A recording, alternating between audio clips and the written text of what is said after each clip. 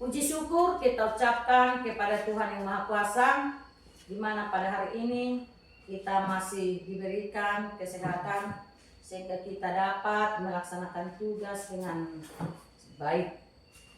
Izinkan saya memperkenalkan diri. Nama saya Siharmani Sisinaga, Kepala SD Negeri 173-238 Pangaloan, Kecamatan Pahayjaya. Yang menjadi pemaparan saya pada hari ini yaitu mengenai maklumat pelayanan sekolah. Yang pertama adalah mengenai visi dan misi sekolah. Kami mengangkat visi yaitu terciptanya siswa sebagai pelajar yang berakhlak mulia, berbudi pekerti, bernalar kritis, kreatif, mandiri, serta cinta tanah air dan meningkatkan profesionalisme. Kemudian dari visi ini kami mengangkat misi. Yang pertama adalah menanamkan nilai-nilai akhlak mulia dan budi pekerti. Yang kedua, mengembangkan kemampuan berpikir kritis dan kreatif peserta didik. Yang ketiga adalah meningkatkan kemandirian dalam belajar dan kehidupan sehari-hari. Keempat, menumbuhkan rasa cinta tanah air dan semangat kebangsaan. Yang kelima adalah meningkatkan kompetensi dan profesionalisme pendidik serta tenaga kependidikan. Yang keenam adalah menciptakan lingkungan sekolah yang aman, nyaman, dan kondusif. Mengembangkan budaya literasi, numerasi, dan karakter peserta didik. Yang misi dan misi ini sudah kami sosialisasikan bersama komite sekolah, orang tua, bersama guru di sekolah.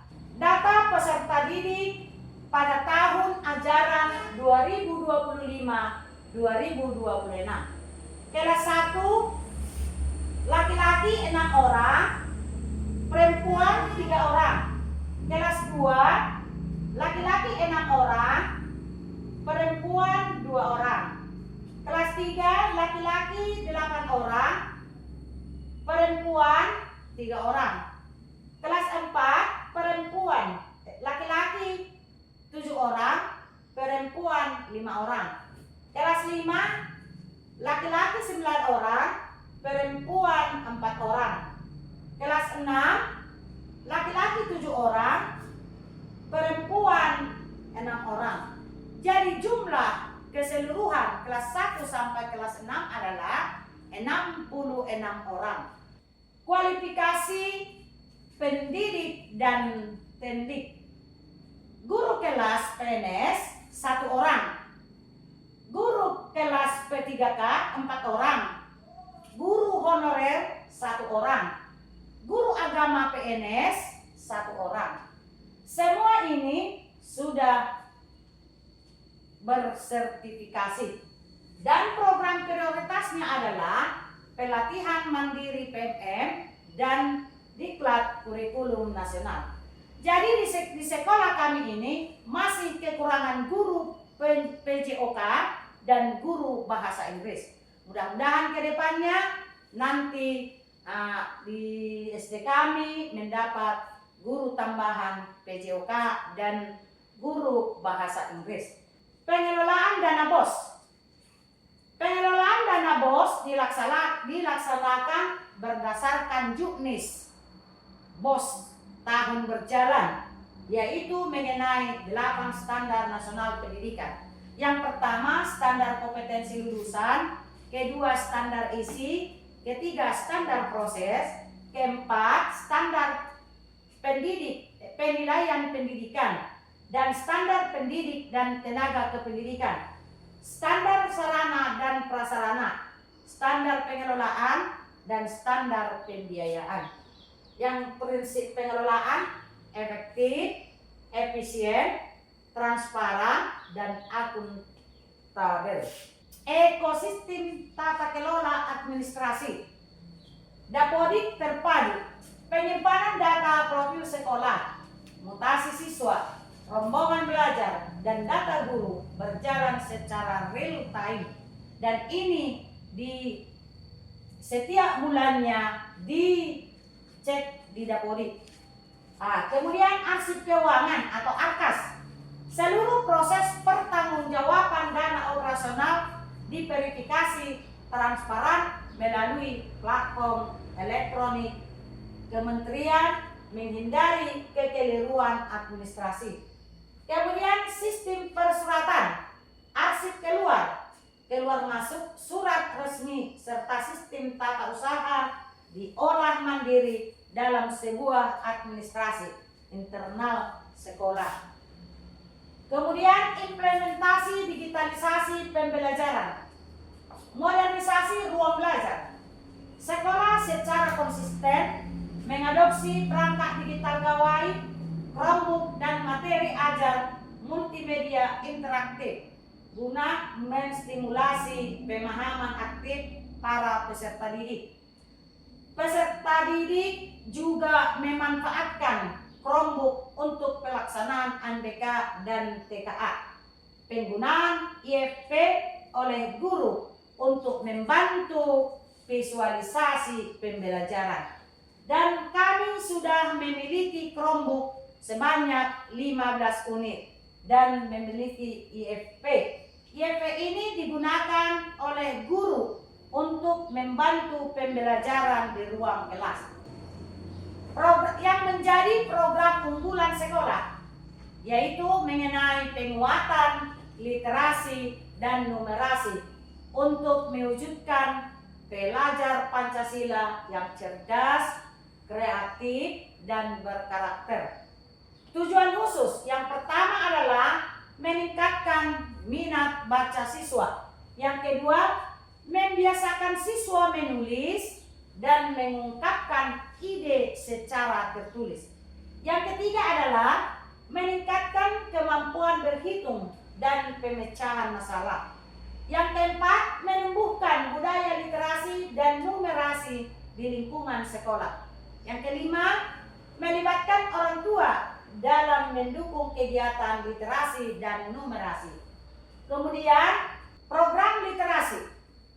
Program literasi di sekolah kami adakan yang pertama, membaca 15 menit sebelum pembelajaran dilaksanakan setiap hari.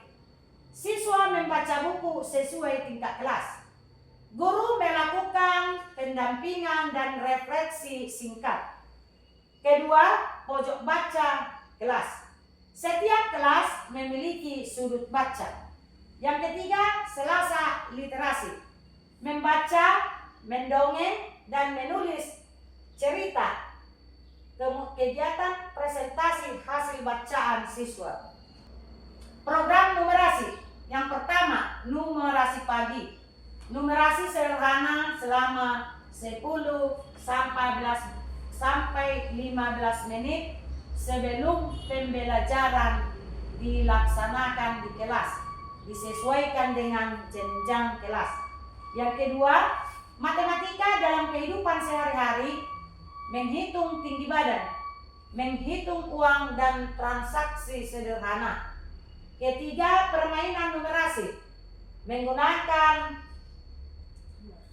ular tangga matematika, tebak angka, dan puzzle matematika. Yang keempat, tantangan numerasi mingguan, soal pemecahan masalah kontekstual, penghargaan siswa yang aktif. Ya, kemudian program Setapaias.